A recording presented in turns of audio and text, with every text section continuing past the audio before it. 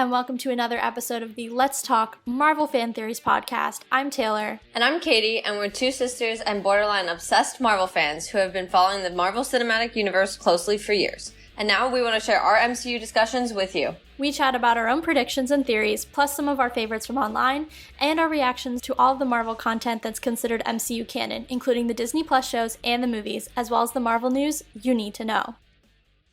Listeners, we are back with episode 6 of She-Hulk. I almost said Ms. Marvel in a weird throwback statement, but we are in fact watching She-Hulk, and I don't know if you guys can tell apart our voices, because I can't always do that, but it's me, Taylor. I'm back this week, no more Davis, so your original duo is back to talk all things She-Hulk episode 6, and as usual, Katie's going to take it away with her initial thoughts on the episode. Yeah, first I have to say it's funny, because I'm watching, if you guys have Netflix, I'm watching that Do Revenge movie right now, and Kamran, the actor who plays Kamran's in it, so as soon as you almost said that, because he's like fresh on my mind right now, I was like, oh yeah, I would have totally gone, like, you could have said it, I would be like, yep, we've been watching that, you know.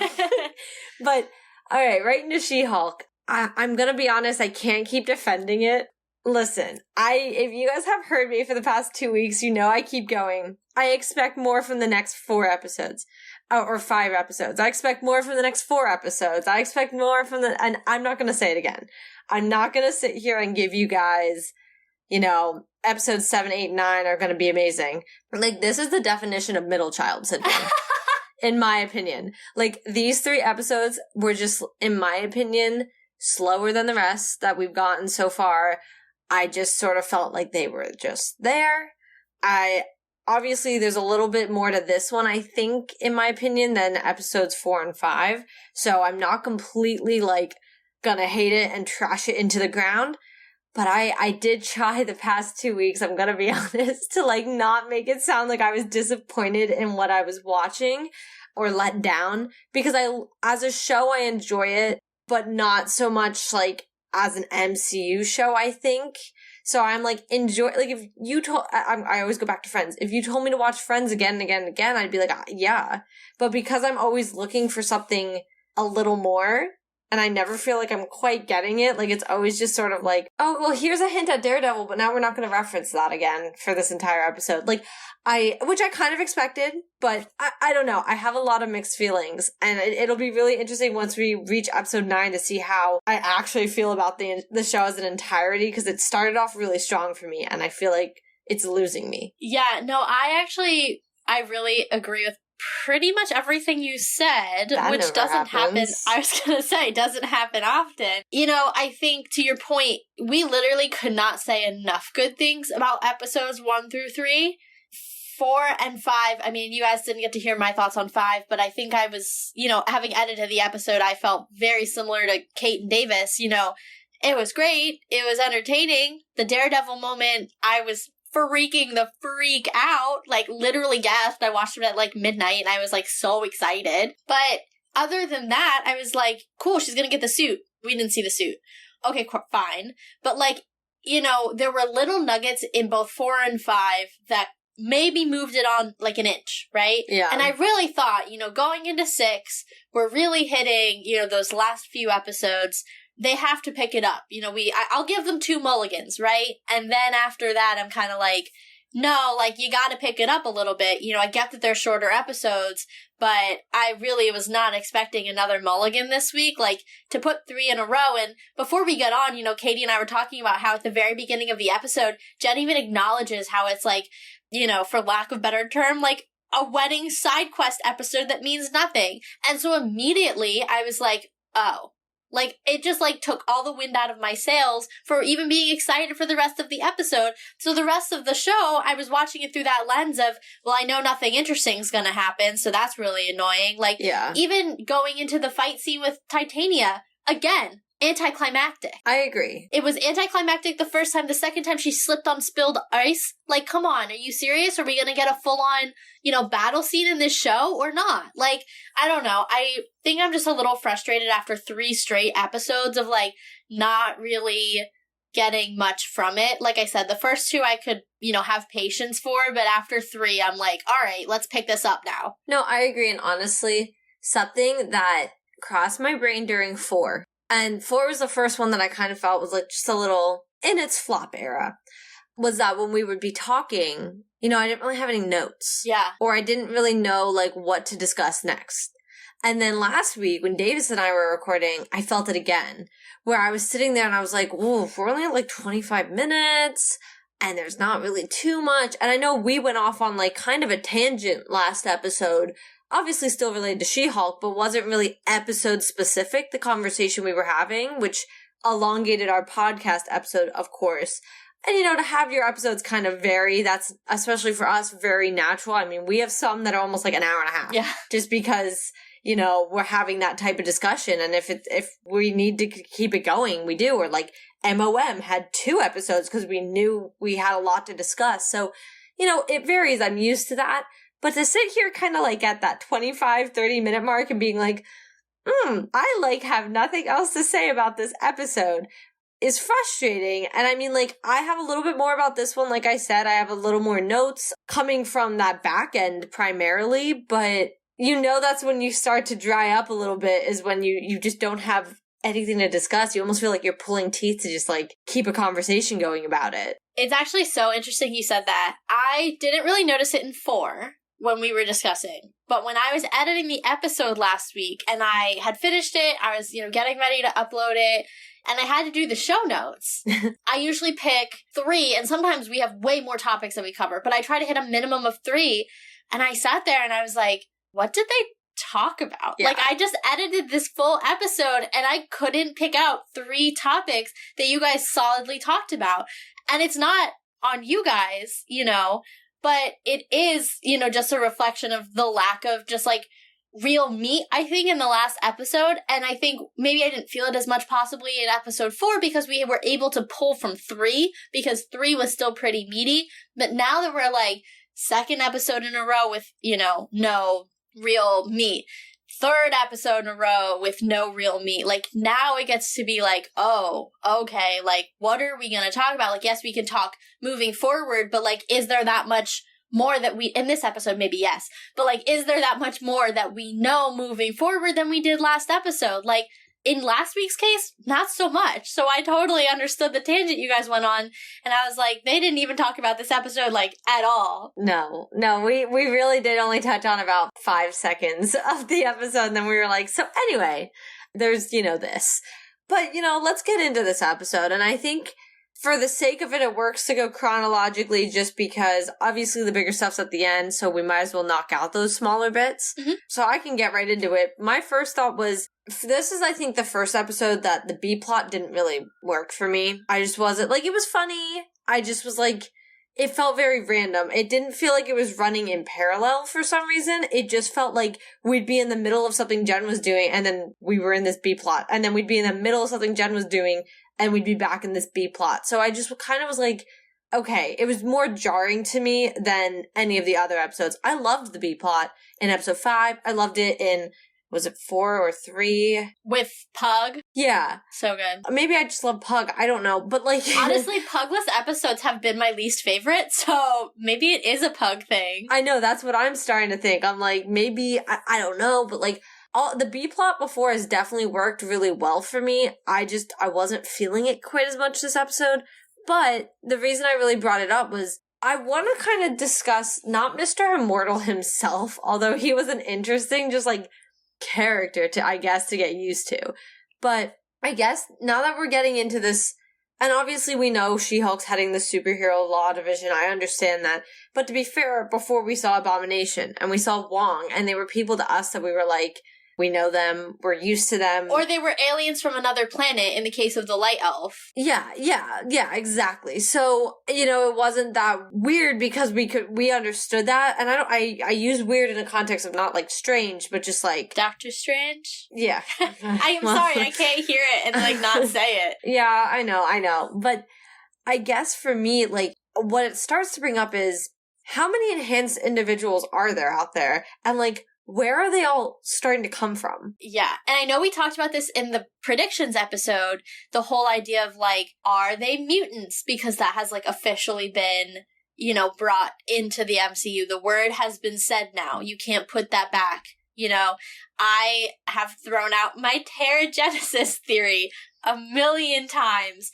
But to your point, I think that was really the goal and the mission of the B plot this week, was to really show that there's this pattern of enhanced individuals or individuals with some sort of ability, because I think that's really going to be important moving forward. I don't know how or why. Perhaps it is a backdoor into the X-Men moving forward, or it's at least going to whet our appetite until Kevin's ready to make that big move. You know, I think we all noticed that there was a very noticeable lack of X-Men related news coming out of D23 when we all kind of thought, you know, we might get some sort of hint.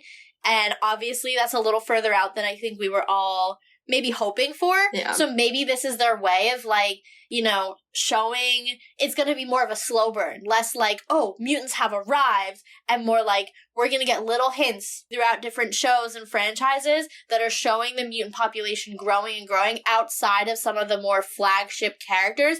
Because, you know, in the comics, it's not just the X-Men that are the mutants. You know, there are regular people who just have the mutant gene. So maybe that's what we're seeing, is the more, quote-unquote, normal side of mutants until we get the more flagship characters.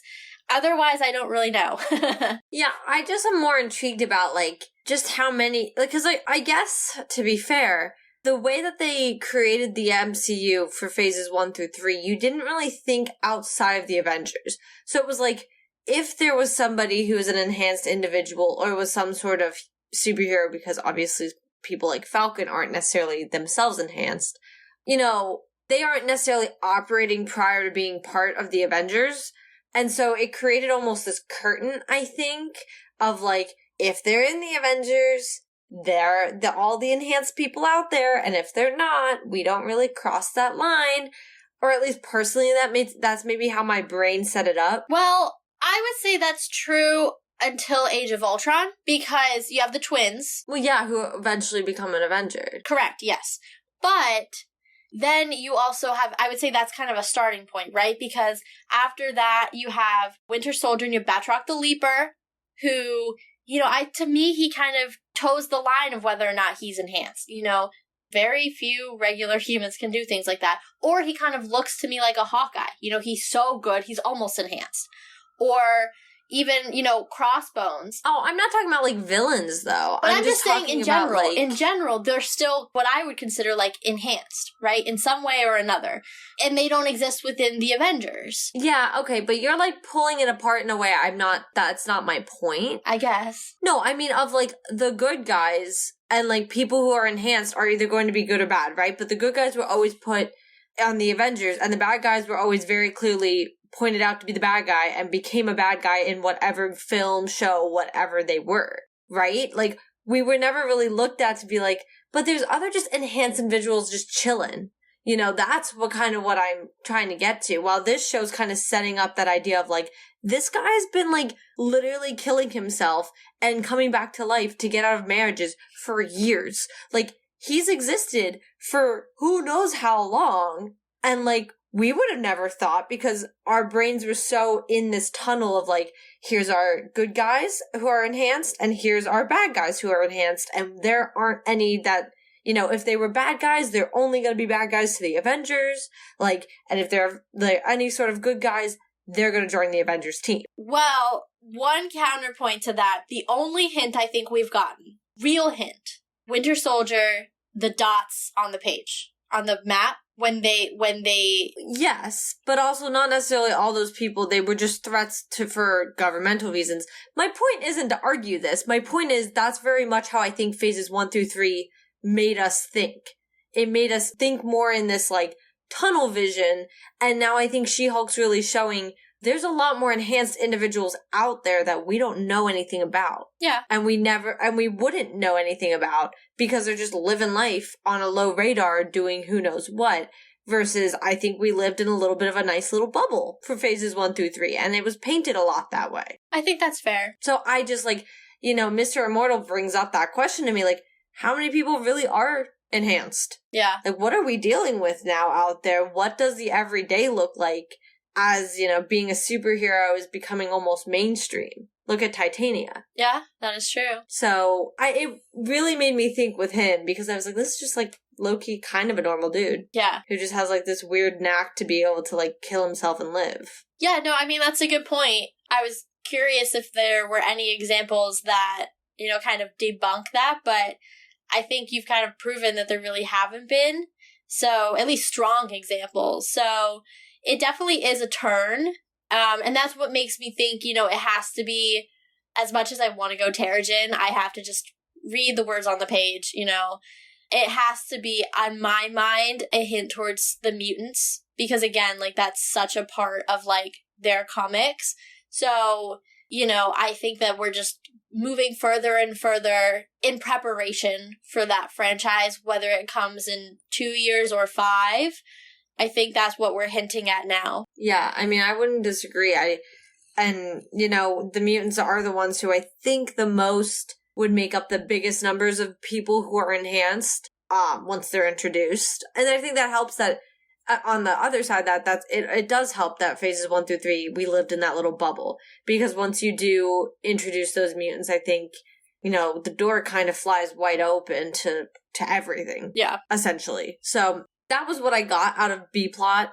Other than that, wasn't really like, I wasn't in love, didn't hate it, just kind of was watching it. It just was there for me. I enjoy Mallory Book's character. And I enjoyed her interactions with Nikki. Yeah. I will say I think one other part of the B-plot that I definitely clocked was the hate website they found, the Intelligentsia. Yes. Which I have later on, because that kind of goes into that other section of the episode. So then we'll hold. But yeah. I think just since we're kind of chatting about the B-plot, I think that's one other place that, you know, it really kind of brought a little bit more meat than just, oh, this guy, you know, for comic relief, has avoided his emotions or his wives' and husband's emotions for years by killing himself instead of getting a divorce like a normal person. Yeah. Which was funny. I mean, let's be real, like, the emotional avoidance line it's comical. Yeah, I mean, I was enjoying it, for sure. As far as, like, the line itself, just watching the B-plot, like I said,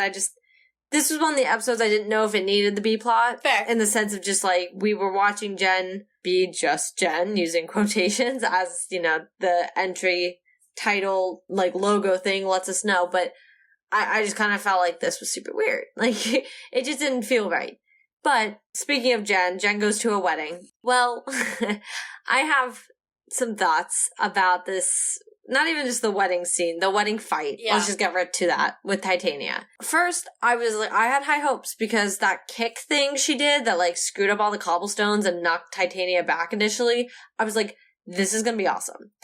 Then I had about 30 seconds of this feels good, and then it just was over. Didn't love that. And then I also felt like the CGI just sort of gave up during that scene, and right afterwards, she just looked so wrong. Oh, I didn't notice. Yeah, didn't look right at all. I was like, oh, that looks bad. That looks like someone forgot to, like, render that fully. So, like, her face turned, like, very fake looking. It didn't look right at all. I did not notice that. But I also watched it very early this morning, so I was not seeing the things that I normally would see if I was, like, a little more perky. Yeah. Well, I thought it was just, like, that one first initial shot, like, post the fight, like, right after the fight.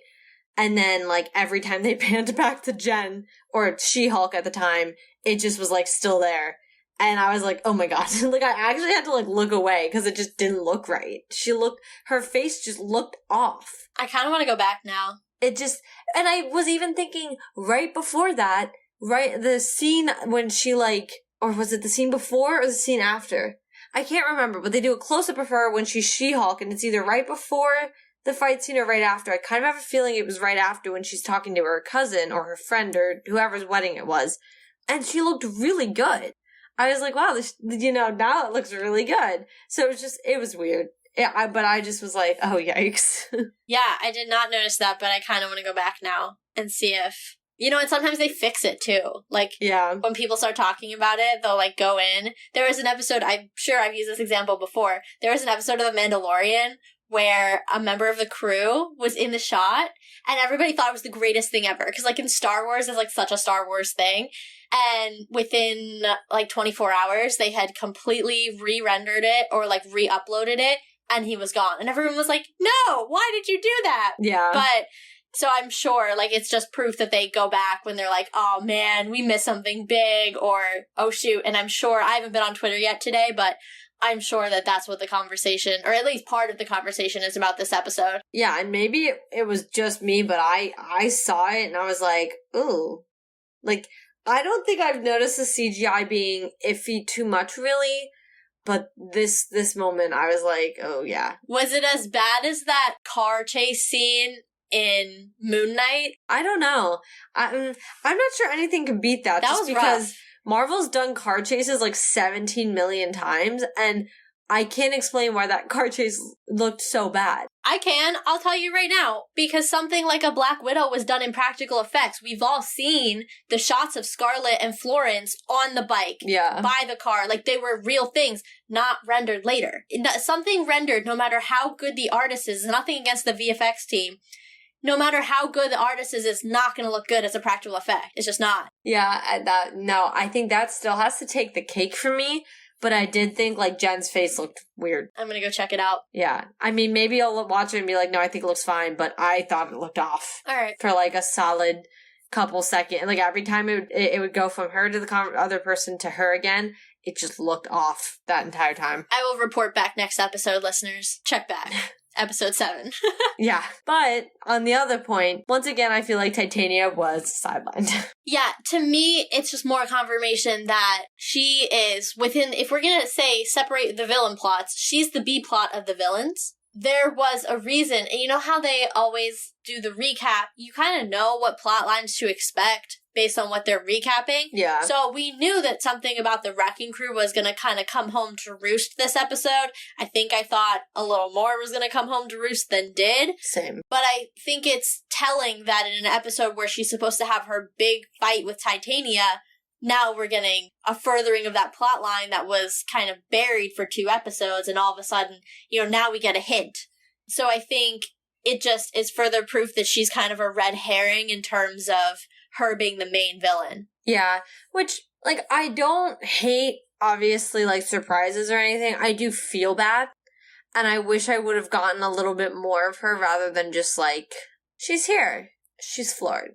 She's here again. She loses the court case. She's back. She falls on ice. Like, I didn't feel like if you're gonna bring that character in, bring that character in. Like, let's see it. I want to see, like, at least one good fight, and I did think that it was going to be this one from what that second half of the series trailer showed.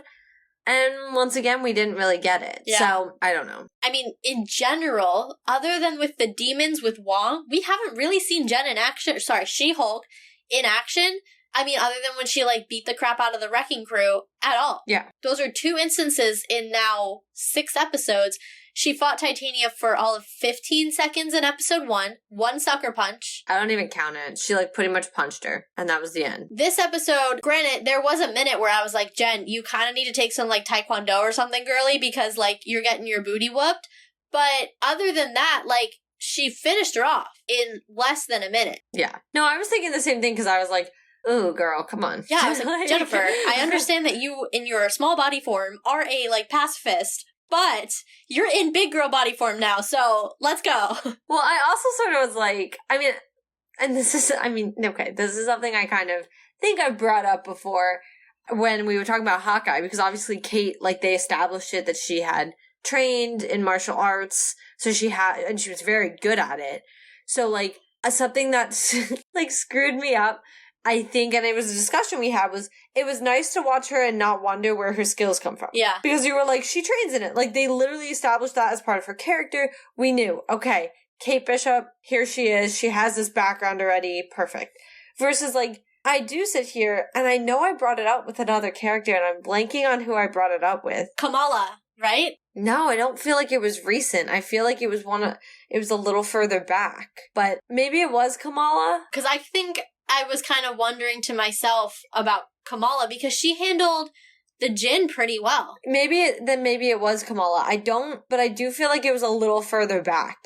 Regardless, I do remember saying, like, so suddenly they're a superhero and they can fight? Like, why? Like, we never really get the establishment of the fact that, like, where does this come from? Yeah. Like, Jen herself does not know how to fight, so how come being the Hulk, I get it, you have strength, that's the point, but, like, how are you able to fight? We get no reference. So actually, I kind of enjoyed watching her kind of, like, lose a little bit, because I was like, you shouldn't be good. Yeah.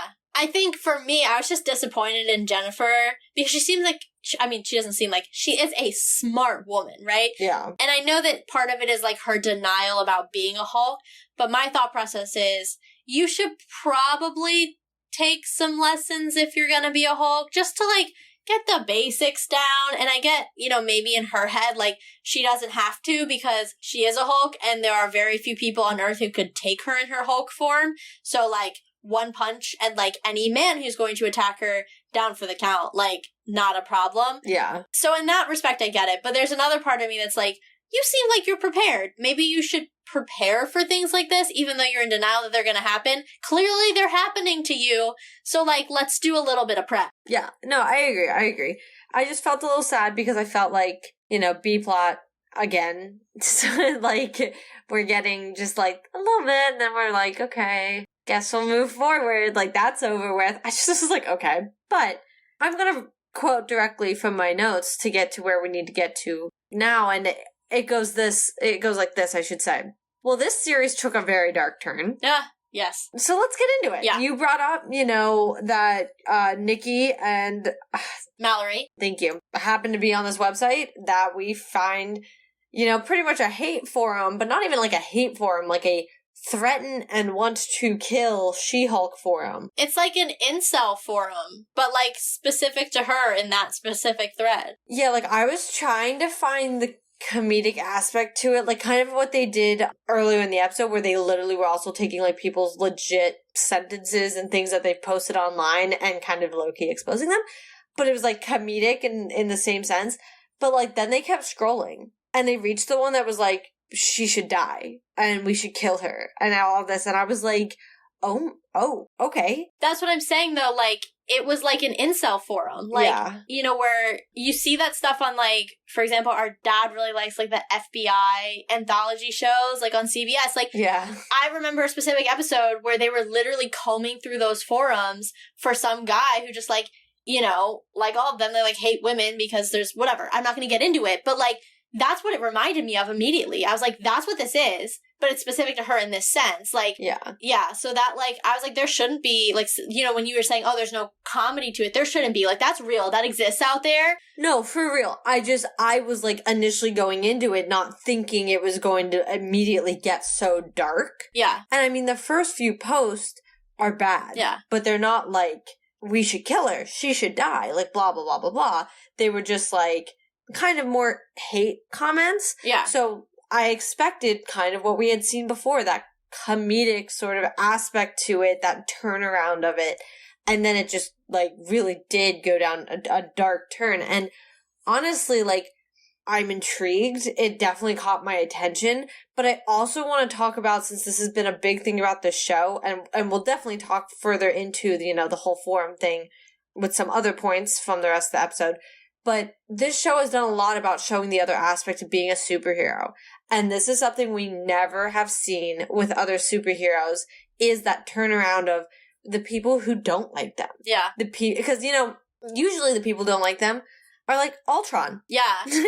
Or like the people who physically will go up against them and like fight them. Versus we don't really see like hate forums or, Black Widow should die kind of things. And I mean, listen, we've all been in the fandom. We all know there are people who will go to bat for their favorites and who will bash people they don't like.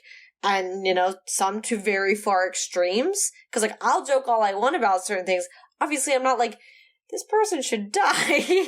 Hashtag Peggy Carter is the most apt example. Yeah, I mean, was I okay when her character died in MOM? Yeah, I was ecstatic. But I'm not also sitting here like, Haley Atwell needs to die. You know what I mean? Like, yeah, there's a difference between I don't like the character and the actual person is, they're different people. Yes. And of course, and I know we've all, and whether you like the actress or actor or not as well, like, whatever, you can dislike someone without, like, wanting them harm. Yeah. I think we've all also seen, I'm sure, on some places, people who aren't able to necessarily express themselves without wishing harm on people. So we see it from our fan perspective.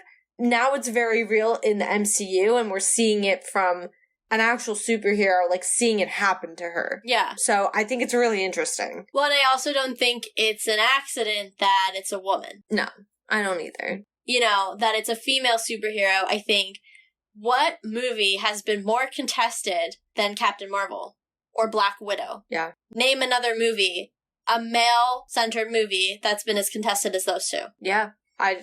There isn't one. Yeah, so, like, there simply isn't. It's very much, you know, art imitates life. Yeah. And I think that's what so much of this show has been about. You know, replace She-Hulk with any one of the female, you know, actresses who's led her own franchise. There you go. Yeah. I mean, it's sad. It's a sad reality. But in some ways, you know, I'm glad that the show's showing it, because it gives us and the fans that opening to have this conversation and say, like, yeah, we're seeing this. Like, yeah, this happens online and it's gross. And, like, you don't fix problems by not addressing them. So I'm really enjoying that it's coming from the top down in this case. And Marvel's like, we see you. We saw you a few episodes ago and we called you out on it. And we see you now. We know this is happening and we're not okay with it. Yeah, and you're completely right, because even like I was saying, you know, us as fans from the fans in our real life, in our timeline, if you will, we do see that stuff. And not that I, like, am on these forums, but you even see people take screenshots and post it, and they're like, what the heck is this? Like, I don't see it necessarily directly from the source more than I see people sharing something someone said, or whatever, and they're saying, like, this isn't okay. Or even just not on the forums, just, like, straight up on Twitter, just saying incredibly horrible and hateful things. It's, like, shocking. Exactly, and so it's pretty intriguing, and honestly, I was shocked with where this went, and then it just kept going. Yeah. And so moving into, so obviously the forum is thing. I'm not gonna lie, when Nikki was on the phone, I thought from the camera angle, she was gonna get hit. I thought she was gonna get T-boned. I was like, oh my god, they're gonna take Nikki away. I was like, no. Maybe I've seen too many cop shows and, like, Criminal Minds episodes and everything else, but my brain is hardwired to know that when a camera angle goes to that angle like that, they are gonna get hit. Camera's in the passenger seat and you've got the driver. T-bone is coming. Yeah. My stomach dropped. And with them having to just been on that forum, I was like, my stomach doesn't feel good about this. Like, my gut is telling me we don't like what's going on. And then thankfully nothing did. Yeah. I was surprised. Although that would have been an even darker turn if it had. Yeah. But then we go back to Jen at the wedding, which is why, like, this B-plot was just a little weird. Because it was a little random, and then you like, share this, like, dark aspect, and then suddenly you're just like... Jen met a man! Yeah, like, but I knew this man felt weird, because, and it's gonna sound terrible, but with what they've established, nobody likes Jen, they like She-Hulk. Yeah. So I was like, this is weird, you're giving her a lot of attention as Jen, and as she's talking to him, talking about how no one likes her in that as Jen, and he's like, oh, well, I like you, it's just Jen, and then, we see this thing... My brain, before they even showed anything else, before that last little bit came up, was like, they're going after her as Jen. They're going undercover. I was like, I'll bet you he's one of the wrecking crew. Yes. I did not get as far as thinking he was the wrecking crew. I'm going to take you through my thought process. I was like, oh my gosh, Jen, man, he liked Jen. Yes. Yay. I was so excited. Apparently, when I'm really tired, I talk in caveman speak. But I was so excited for her. I was like, oh. Oh, I was so sus immediately. She deserves a good man. Like, in that first interaction, and then the horrible bridezilla comes, and whatever. So, I was excited. But then, you have the B-plot, and you have the forum, and then he comes back immediately in the next scene, and I was like, that's when it turned for me, because I was like, that sequence of events is intentional, and there's a reason for that. So I was like, all right, he's bad. And then, not long after that, it goes into what I'm sure we'll talk about, the lab with the needle and all of that. And I was like, he's one of them. Oh, yeah. Whether or not he's a member of the wrecking crew, he's not a fan of She-Hulk. My brain immediately was thinking he was Wrecking Crew because we never saw them unmasked. That's super fair. I didn't get that far. And I just was like, that would make a lot of sense to me because we never saw them unmasked. Like, we don't even know if he'd be the Wrecking Crew because we don't know what any of them look like. Yeah. And so neither does She-Hulk. So it was like, yeah, you could literally send him right under her nose. How would she know? She wouldn't. Well, and what I thought was interesting, too, you had mentioned when we first met the Wrecking Crew, they're going to go after her as Jen because he says that line about I couldn't get it through her disgusting skin, whatever. But what I caught on to this morning was that needle was much bigger. Yeah. I think they're trying to go after her as She-Hulk. Like, I think that they are trying to find a needle that will get her as She-Hulk. Because that was so much, like, she broke that needle, like, squished it. But this was so much bigger and so much thicker that I think they're kind of trying to go after her, attempt number 2.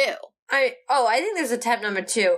I don't know if they're going after her as She-Hulk or if they're just preparing. That's fair. Because the thing is they attacked her first, she turned, and then they tried to go after her with the needle. The thing was, if they would have, from the first attempt, that shock factor when she was Jen before she thought to turn into She-Hulk, if they had already shoved a needle into her arm, it would have been done. Yeah. Job's over. But they lost their shock factor. So I feel like if you make Jen feel safe, you can get that needle in her, whether it's a thick needle or she turns green. I just had a thought that you're gonna hate so much. Oh God, why? Because you hate this character. So I swear to God, if it's anything about Peggy Carter, don't even. It's not about Peggy Carter. Sharon. Hear me out. Okay, well, I've actually become to hate Peggy so much more now that I don't even hate Sharon that much. So go ahead. Okay, anyway, hear me out on this one. So when I was looking at the scene with the needle and the scientist in the lab, it was actually very reminiscent to me of that scene with the super soldier serum where she takes Bucky and Sam to go get it and they kill that scientist, right? We all know at the end of the day it was actually her serum that was stolen. So clearly she was funding that lab unless I'm completely misremembering. So it reminded me so much of that lab, that vibe, and the fact that Sharon likes to play a little bit around with, biology and the limits of human ability. And she's in the U.S. now. She has access to government files, probably access to government facilities. Think about it this way. If she has access to government files, who she has information on? Bruce. Because he was working for the government when he became Hulk. So, to me, we talked about who could be their boss, and we talked about, Dr. Doom, we talked about Kingpin, all very valid. I still think, those are very much on the table, but maybe a little less Dr. Doom now because they haven't casted that movie yet, Fantastic Four.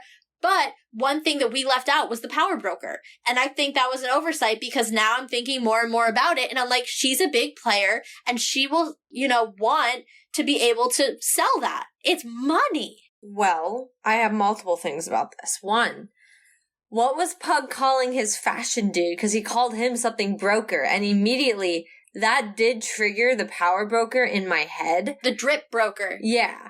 And it reminded me of her. So it would be very fitting if that's almost like a call to her, but we're not really, thinking about it. Because obviously, I didn't even think about it. I just, I did think of her. I didn't think to involve her. 2, obviously, we know she's back on the U.S. soil. She's back, she's been pardoned for everything, but she's still not a good person. Which, honestly, get your revenge. Because, I feel that a little bit. I do. She did what she did to help people, and they left her high and dry. So, I am almost Team Sharon there. But, we know she's back. She's back on the board. I'm also thinking, we were convinced fully that she was going to be the villain in the new Captain America. But they've named the villain in the new Captain America, and it's not her. So I'm thinking, okay. But interestingly, it's a Hulk. It's someone related to the Hulk. Well, and hold on. This would not be, if this is her, she's bigger than this, right? She is not she's the main villain, but not the villain that's, gonna be defeated in this sort of vibe. So I'm thinking, okay, what's bigger than her? And who would go after her? And I'm thinking, Thunderbolts. The Thunderbolts are coming. Bucky's on that team. Bucky has already a connection to Sharon and knows of her. So I'm thinking, now I'm seeing this. I'm seeing this on a wide spectrum. Well, and in speaking of connections, so does what's-his-face? Faux Cap. Yeah. Because it's her serum that made him. Yeah, and because Hulk became Hulk trying to make the super soldier serum, and Jen's is clearly some degree of perfected, considering she doesn't have another man in her head, or another woman in her head. She's Jen no matter what. She's a perfected super soldier serum, if you think about it. Yes. To a degree. Sort of. In some ways, yes. But what's interesting, and you point out the fact that the leader is going to be the main villain, you know, who else was playing around with Hulk blood all the way back in 2008? The leader. In fact, he got some in his open cut. And that plot thread has been dangling for 15 years now? 14 years, almost 15. So I could actually almost see them working together because she's out here looking for more super soldier serum, you know, because she lost all of it. You know, Carly and her people took it. Then now Carly's dead. Faux Cap took some, and the rest of it was destroyed. So if she's going out looking for people who can make it, her scientist is dead. This leader guy, well, he knows the Hulk. Hulk was looking for the super soldier serum. That's how he got made. So he's been probably studying this for 15 years. Now we have, to your point, She-Hulk. She can control it. Okay, well, that's one more piece of the puzzle that the leader needs. I like the idea of them working together. I like the idea of this, weirdly enough, leading into New World Order. No, I like all this, but I don't know if it's going to fully lead into New World Order just because of the Thunderbolts. Because while they're confirmed to obviously be in the same universe, obviously it's our Bucky, I'm intrigued by how much these two might overlap. When is the release order for them? Do you remember off the top of your head? I believe New World Order is right before Thunderbolts. Thunderbolts, I believe, is the end of Phase 5. It's the final film. Okay, and, you know, it has been, I don't know that it's confirmed, but it's rumored that Bucky's in New World Order. Which, if he is, I can get behind it a little more because you have a straight connection rather than... And what I'm thinking is, I could see this leading into New World Order, and New World Order perfectly setting up Thunderbolts, because if you think about it, one... I mean, this could happen at the beginning of the movie, too, off-screen. We also have Ant-Man coming up, but Ghost has not been, to our knowledge, recruited by Valentina. We could clearly see how Red Guardian could be recruited. That's his daughter. Yeah. So that makes sense. Bucky has not been recruited yet. Who else is on there? I'm blanking now. Taskmaster. Which, let me just share this. I'm a little intrigued. Okay.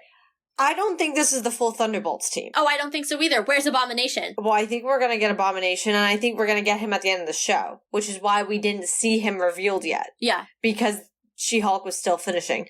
I think the possibility of Zemo coming in still is very high. Oh, I agree. He's a huge player in most of the Thunderbolts storylines, so... He bankrolls them. Yeah, well, exactly. But if you look at it, and this might be sounding stupid, but if you genuinely think about it, Yelena, Taskmaster, and Alexei all come from the same place. Yep. Then you have Bucky and U.S. Agent coming from the same place, and then you have Ghost. She's kind of on her own. Yeah. That's a lot. I mean, that's only 3 franchises. Yeah. So, to me, that's a little funky.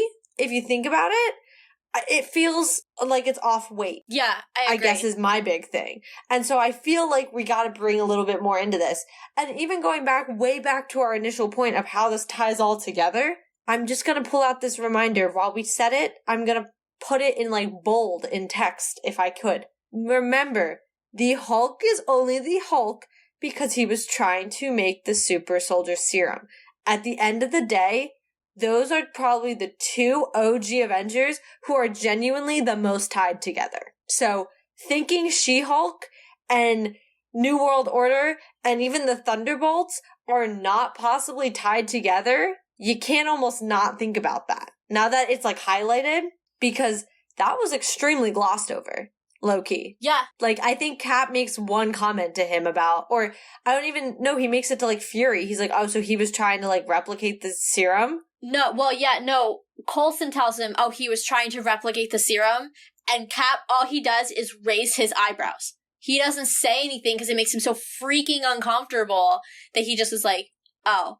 and then, like, just kind of moves on because he doesn't want to think about it. The fact that this guy's life is now ruined by basically trying to recreate him. And we just, like, don't talk about that. Yeah. Like, that entire phase, once again, the bubble of phases 1 through 3, we didn't talk about it.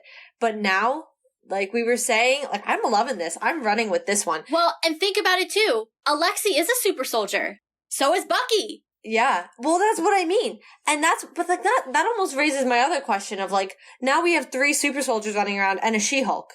Why are we going after She-Hulk and not the 3 super soldiers? I mean, granted, one is literally an assassin, so I wouldn't go after him. Personally, wouldn't go after Bucky. And John is unhinged. He's mentally ill. Yes, correct. Yeah. John's mentally ill. But like, I feel like Alexei, like, you really could just like, I almost feel like you could gamble with him, and as long as you win, he'll willingly give over his blood. Like, I don't even think he'd think twice about it. I don't know, though, because he's really proud about being a super soldier. He's really proud of that. Yeah, but I feel like, and this is nothing to go down on him in the sense of, like, bringing him down, but I do feel like if you just played your cards right, you could slightly outsmart him. He's not the tactician that Steve Rogers is, I'll give you that. Yeah. So, and he's not overly suspicious of people. His problem is that he's kind of just like, haha, I'm great. Like, that's his big motto, so he doesn't really think everybody would be out to get him. Yeah. Because that's not what his narrative writes in his brain. But, like, I did think about that, but I didn't think about that at the same time. But that's another thing. This Thunderbolts team is extremely weighted to one side. So that's why I know there's going to be more members. There has to be, because I'm not getting 3 Captain Americas. That doesn't make sense to me. Well, no, and then it's weird, too, because, you know, Ghost is obviously in her own way enhanced. Yeah. Taskmaster is enhanced. Yelena isn't enhanced, but she's trained as all get out. You know, so it's definitely, it's an odd, eclectic mix. Well, that's why I think there's more coming. But regardless, now you brought that point up, and I'm like, why are we going after She-Hulk? Because, like, I initially thought Kingpin. Yeah. And we both did. And we ran with that theory because we were talking about, okay, Kingpin, Hulk blood could make another Hulk, could make a monster. Because that is what an unhinged Hulk is. Right. And I don't think the Kingpin is off the table. I think if we're going to take anybody off the table, and I think we talked about 3, and I don't remember who the third was after Dr. Doom, I think we have to take Doom off the table now. Totally. Take him off. I'm down with that. So I think we've now, you know, raised Power Broker into, like, those top, and I can't even weight them in terms of likelihood, because to me, to have a Kingpin without a Daredevil at this juncture would be weird, or to have a Daredevil without a Kingpin, I should say, would be a little weird, which is why I still think he's a very strong contender. And, you know, going into the Thunderbolts, if we're going to talk about that, you know, who does Valentina work for? Kingpin, right? Well, that's not fully been established, but that's assumed. The only problem I'm having with this is you did pull out the fact that there are 3 caps. There are 3 enhanced individuals. You have one who has a perfect serum. I mean, I don't know about John's, but... Well, John's is perfect. Then you have 2 who have perfect serums. Yeah. I meant to say I don't know too much about Alexei's, because it's like the Russian versions, and clearly, like, if his body can... change. Yeah, it's not perfected. But, so you have 2 perfect serums. One literally made from Captain America's blood. So now, like, that almost just punctured a slight hole in this for me, because I was thinking, when we talked about Kingpin, the Hulk's blood, regardless of it being She-Hulk's or Hulk's, should theoretically make anybody a Hulk. Let's say that, right? Because, I mean, we've only multiplied a Hulk once. Twice. But it was 3 a family. times. And it had something, well, yeah. And it had something that's true, to do with genes. But the reason that they turn green and everything else is genes. The reason Emil's went wrong, and he looks the way he does, is because he must not have had that special gene that the Banners do. Or Jen's name isn't Banner, right? But I'm going to say that. Well, that family tree. Yeah, that family lineage. What version of the serum was Emil given? I know. Because here's my thing. My thought was, if Kingpin wants the blood, my thought would be sell it, for one. Yeah. Okay, you'll make up a ton of money off that. Or make your own Hulks, which would also be right up his alley. I mean, you could create an army of them. So that sounds more likely than it being the super soldier aspect of it, now that you did point out that we have 3 super soldiers walking the earth, well, actually 4. Who's the 4th? The older man from the Falcon and the Winter Soldier, whose name is escaping me, but I can. Yes. He's coming back in New World Order. Isaiah Bradley. Yes, thank you. Well, I kept wanting to say the Patriot, and I was like, it's not the Patriot. No, the Patriot's his grandson. Yeah, I know. That's why I was like, not him. So technically 4. But let's just go off the 3 that was just announced for a whole team up. Literally having 2 perfect serums, you wouldn't be going after She-Hulk for her blood for a super soldier serum. That doesn't make sense. Counterpoint. There are some things that a Hulk can do that even a super soldier can't. She's stronger than any of them, and her skin, impenetrable. A super soldier can die. Yeah, I guess. But, so can a Hulk. Yes, but it takes a whole heck of a lot more to kill. It's almost like it takes a Hulk to kill a Hulk. Yeah, but also, let me say this. Our Hulk was, unhinged, right? Yes. We don't really know, with the fact that Jen has, one person controlling both halves, how impenetrable Jen really is. I mean, the needle couldn't do it. No, but it's a needle. I'm saying, Bruce literally shot himself, stuck a gun in his mouth and shot himself, and, the Hulk came out and was like, no. But that's because the Hulk was a different being from who Bruce was. Yeah. So I'm almost more intrigued. And she also got it from a blood transfusion, essentially. Let's just say that. Transference. So she she wasn't exposed to the full gamma radiation. Her Hulklyhood is not necessarily as strong as the initial Hulk. It's like watering down soda. Yeah. You're eventually gonna have less fizz and less taste, and it's gonna not taste quite the same. So, to be fair, we don't know how impenetrable she is. We don't know how easy she is to kill or not kill, because there's only been a needle tried to be be stuck in her arm. That's all we've gotten. Yes, you're right. I will say, though, if the power broker's working with the leader has an obsession with the Hulks, specifically. So that might be why it makes sense to go after Jen, especially if Bruce is off-world and people can't find him. Now it makes sense. Unless, what if it's not even the power broker? What if it is just the leader? To be fair, if the leader's going to be the villain in a future film, it would just make... Obviously, we wouldn't necessarily introduce them full-time in this film, but it would set up for them to be in a different film. I mean, that's also very possible. Yeah. And just remove the power broker. Because while I love the power broker, I think if anything, she'd have involvement with the Thunderbolts. I see that because you have 2 people who have a connection to her, and you've got 3 super soldiers running around. Yeah. I could see that. Also, that's a team with blood on their hands. So that all feels like a realm together. Yeah. And her and Bucky have quite a bit of history. So I feel like I like her there. So that's a good theory for that part. But I do think maybe the leader of all things, or of all people, might be more in this area. Well, and I don't think it's an accident that they announced that he was the villain during She-Hulk's run. Yeah. I think we have been around long enough to know when a coincidence is not a coincidence, and this is one of those moments. Yeah. And I'm excited because, honestly, that last, 30 seconds gave me what the, zoom out from WandaVision where we saw it on TV the first time. And we were watching them watch TV. Yeah. And we didn't know who was watching them. And we were confused. That is what that feeling gave me. Where I was like, so she's being watched. And somebody's preparing. She's on someone's radar. Yeah. And we don't know who's behind it and what's going on. But it's coming. And so, like I said at the beginning of the episode, I'm not going to sit here and say I think episodes 7, 8, 9 are now going to bring us something. Because I said that about episodes, 5. And I said that about episode 6. And I thought we were finally at a turning point. I don't know. I'd like to say we are, but when I think we have turning points, then we aren't. So I hope that this is where that big turnaround is really coming. I hope, but I'm not gonna stand on that hill anymore.